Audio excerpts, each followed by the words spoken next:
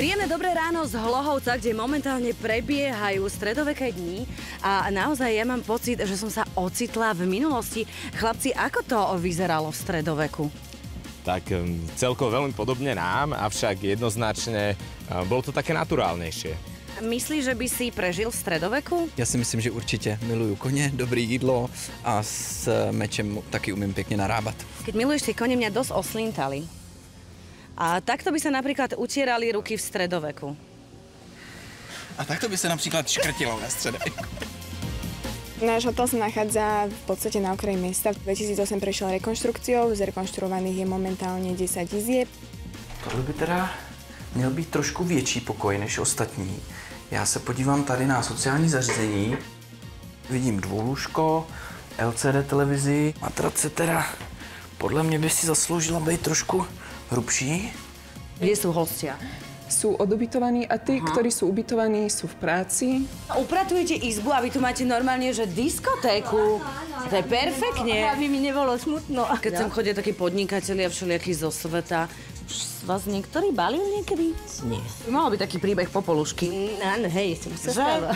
Zrekonstruovaný pokoj odpovídá 3hvězdičkovému standardu, jako plus beru tuto klimatizaci a já proto hodnotím jako 3 hvězdičky z možných 5.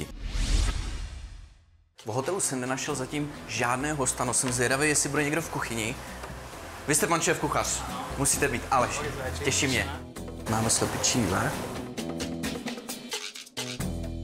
Keď máš takýto prázdny hotel, že žiadni hostia tu nie sú, čo tu robíš? Upratujem. Počúvaš meditačnú hudbu pri varení? Ako kedy? Niekedy si pustím operu, ale zase niekedy rock. Akú hudbu si pustíš pre Aleša? Som typoval, že AC/DC. Jídlo je docela pěkně naaranžovaný a i mi chutná, proto hodnotím jako 4 hvězdičky z možných 5.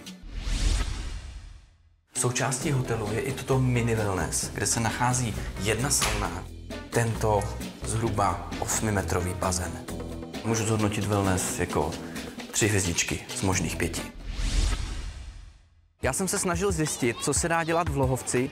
No, našel jsem tu hvězdárnu, panské zahrady, ale protože je léto, tak i toto koupaliště, které je asi jenom 5 minut jízdy autem od hotela. Musím vás pochváliť, super, pokrývka hlavy v týchto horúčavách. Musím.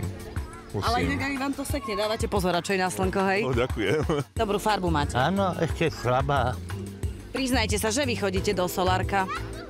Nie, Určite? nikdy. Čo vy nejdete do tej vody sa schladiť, ale tu na lavičke? Chcete, aby som sa ja dala do plaviek? Nehrozí.